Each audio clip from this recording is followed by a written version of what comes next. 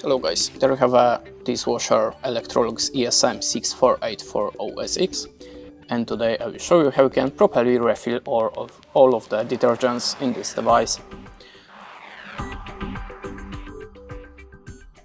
So the first place is for the main detergent, so just put your capsule here. The next one it's for a rinse aid. You have to push it and pull up. Now you can choose the value for the rinse aid. After that, just close it up, and the place for the salt it's in this place.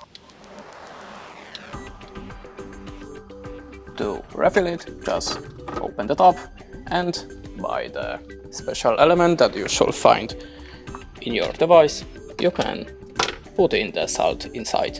If you're doing it for the first time, refill the salt storage with the 1 liter of water. And that's it. Thanks for watching, leave us a like or a comment, and goodbye.